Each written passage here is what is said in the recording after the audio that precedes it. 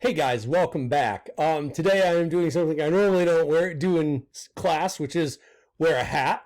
I have this amazing, attractive Spitfire hat that I won in an online contest test from the good people at Red Canoe, a Canadian company that does some really cool clothing things. Anyways, this hat, I got to pick what I wanted out of their collection, and this hat has the Spitfire on it, which is the kind of legendary British fighter plane of the war. And since we're talking about the air war today, I figured I'd go with this hat. So without further delay, let's talk about strategic bombing. And strategic bombing is kind of an interesting concept. It's one that has gone back and forth in popularity over the years, and we're going to try and understand its role in the Second World War today. So first of all, we need to go back to one of our fundamental ideas for this class, the difference between tactics and strategy. Remember, strategy is the big picture, okay? What's the big plan? And tactics are, what are the things we're going to do to get to that plan?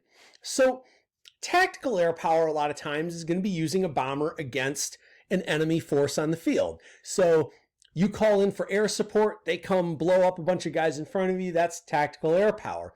Strategic air power is something different, where you're using things miles ahead of the front lines. So in World War I, there were bombers that were used to hit troop formations and weapons and stuff within like 10 miles of the front lines.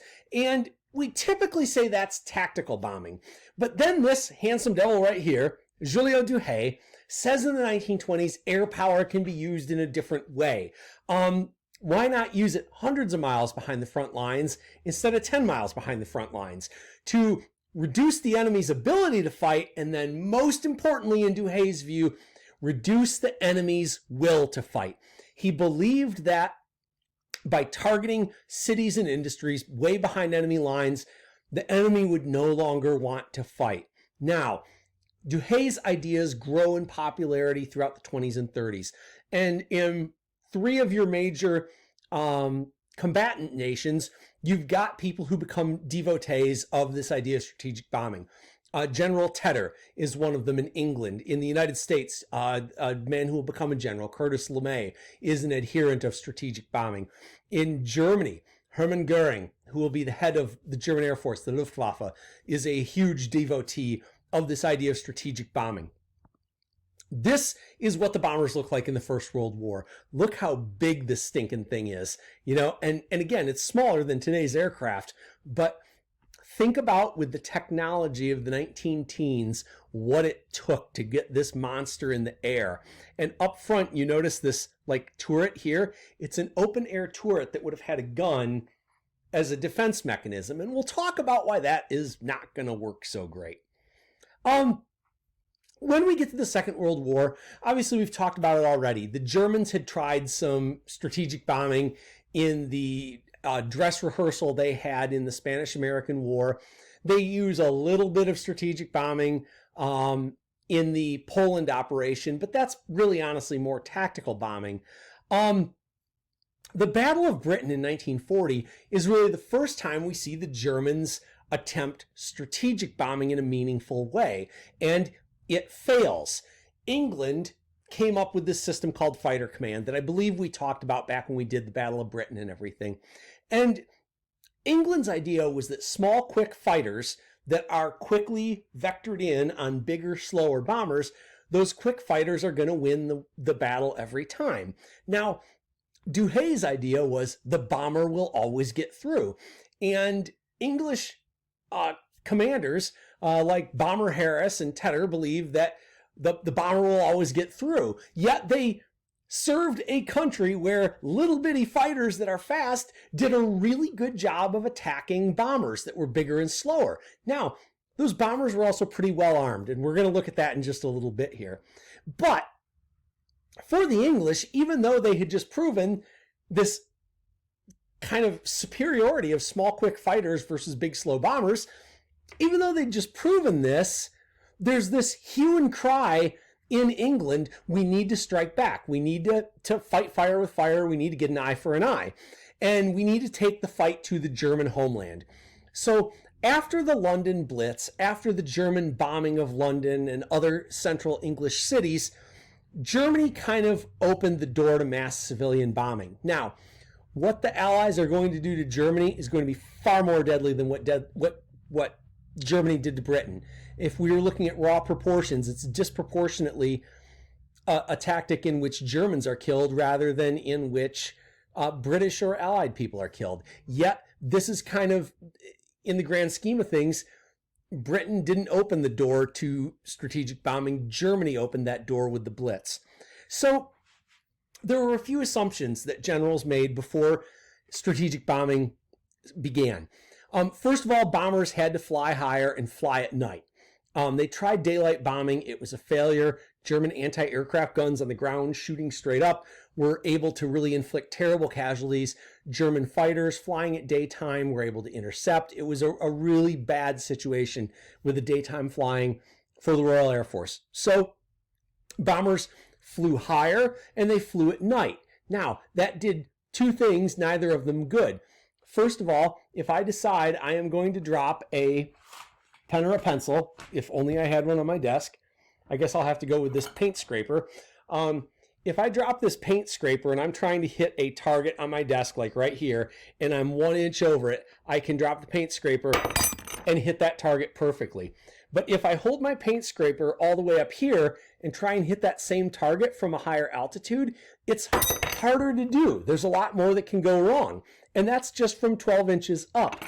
Imagine if you take a bomber from 2,000 feet over the deck to 10,000 feet over the deck. With the winds and the speed of the aircraft and whatnot, how does that affect the accuracy? Well, I think you can imagine the answer is not well. Now, compound that by, we're going to drop these at night instead of daytime when we can't see things as well. The British save their bombers by flying at night, but they destroy their accuracy. They're not bombing the targets they wanted to hit. So now that they can't pinpoint strikes on exact places, Bomber Harris says, I need headlines to sell strategic bombing to the British people and the British government. So he proposes what he calls area bombing, which is basically drawing a box on a map and saying, we're going to destroy everything in this box by flying plane after plane after plane after plane over. They assemble about 1,000 bombers for the first of these big nights. 40% of the bombers are loaded with high explosive bombs. So this is going to sound crazy, but not all bombs are exploding bombs the way you might think of them.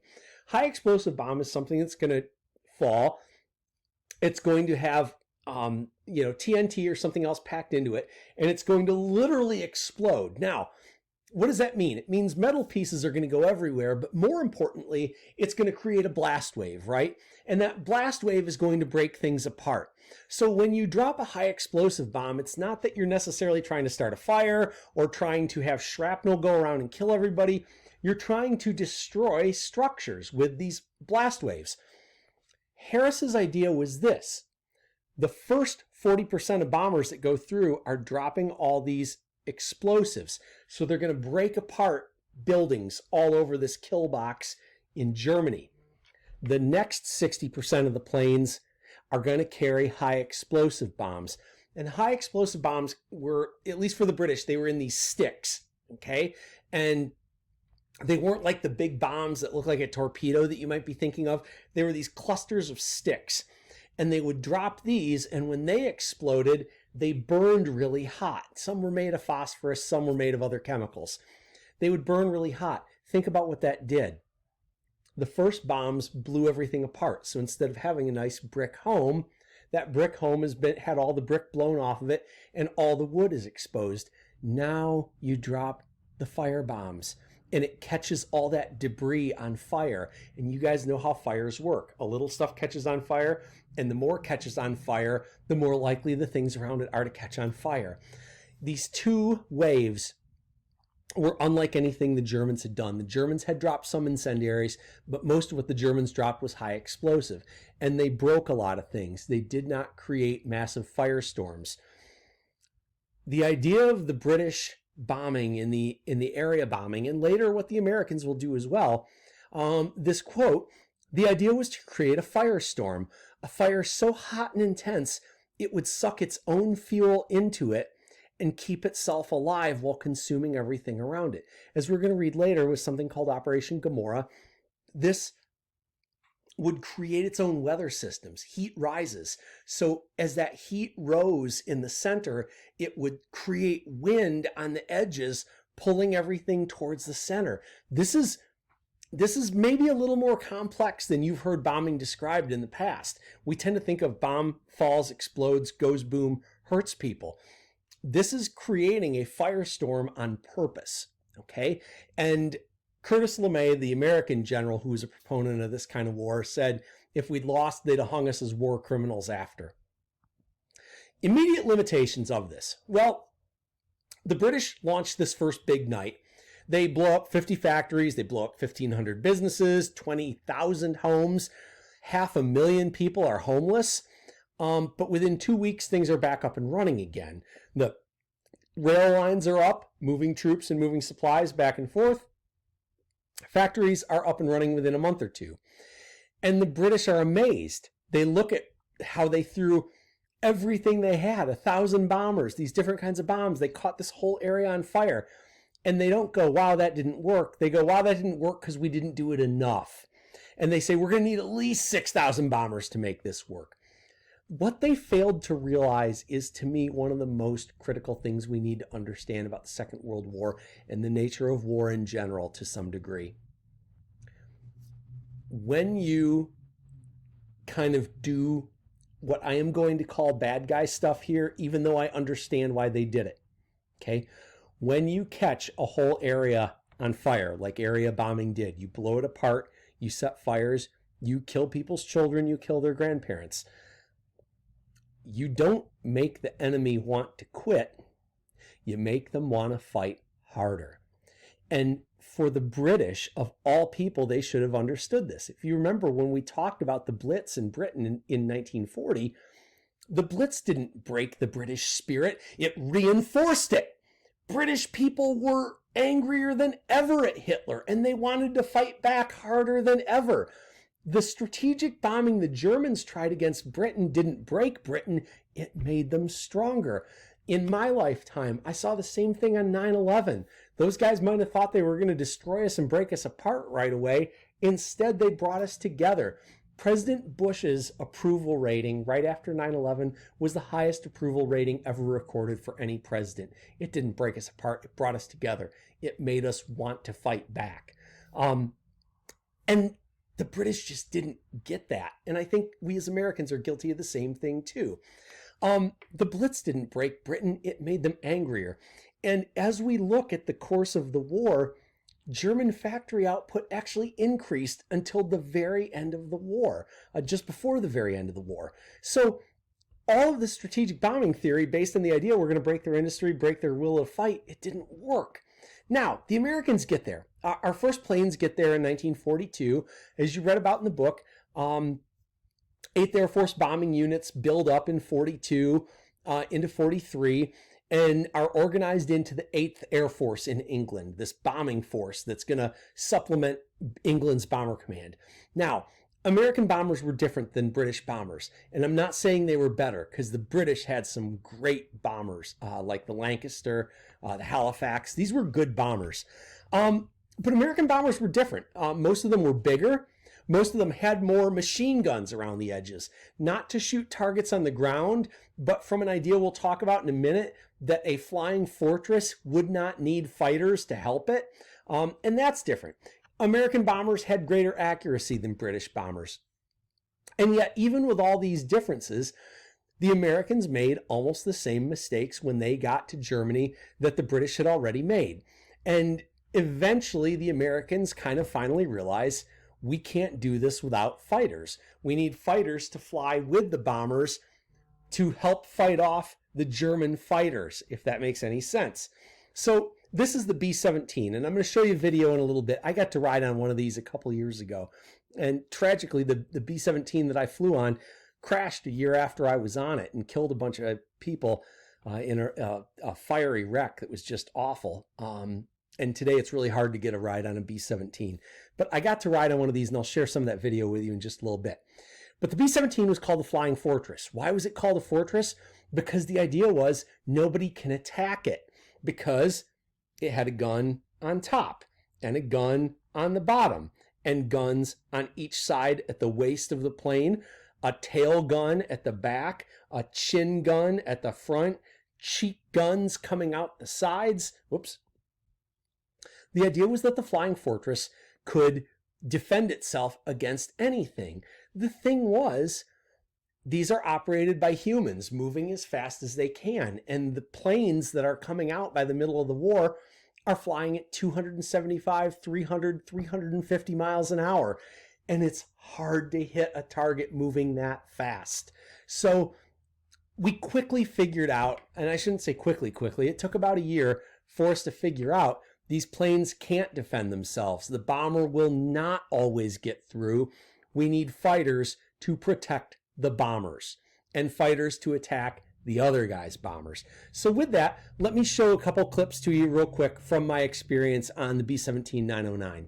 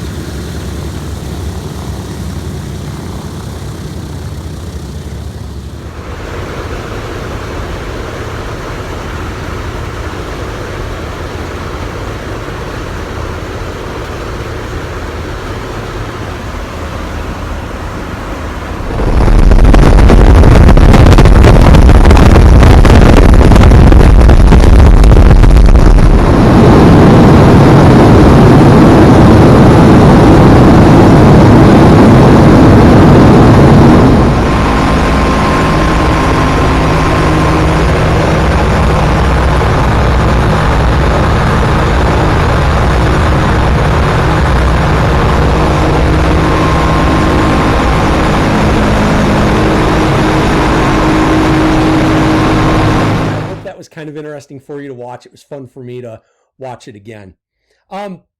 Technological evolutions, things that changed in aircraft over that time. Drop tanks. Many of you have seen F-16s flying over Toledo from the 180th Fighter Wing that look like they have a giant bomb on the bottom. They're not carrying bombs over Toledo. That's a gas tank. Fighters are so small, they don't really have a big gas tank. And that extra thing is called a drop tank. So they can fill up that drop tank with extra fuel so the fighter can fly farther than it would have initially been able to do on its own internal fuel. The Norden bomb sight was put onto the B-17s and I think the B-24s and 25s, but I could be wrong about that. The Norden bomb sight was a thing that the bombardier, the person who drops the bombs, could look through, and it was mounted on gimbals so it would stay like steady, because a big airplane like that shakes a lot when it's flying. I can tell, I mean, you probably saw it in my video that it shook a lot. And I think in the video I showed you the Norden bomb sight real quick. The Norden bomb sight allowed you to look down and really stabilize your target and decide when you were going to drop your bombs. And that was a big help in the accuracy of bombing. It still didn't mean bombing was super accurate, but it was more accurate than it had been in the past. Another thing that happens throughout the war, fighter speed increases. Both sides made quicker and quicker fighter jets. And the Germans, of course, create the first fighter jet ever, the Me-262, the Messerschmitt 262. But they really don't use it correctly, and they didn't make enough of them to make a difference. One of the great what-ifs of the Second World War, what if Germany had put everything they had into jet development and production at the end of the war? They might have been able to drag it out a little bit longer.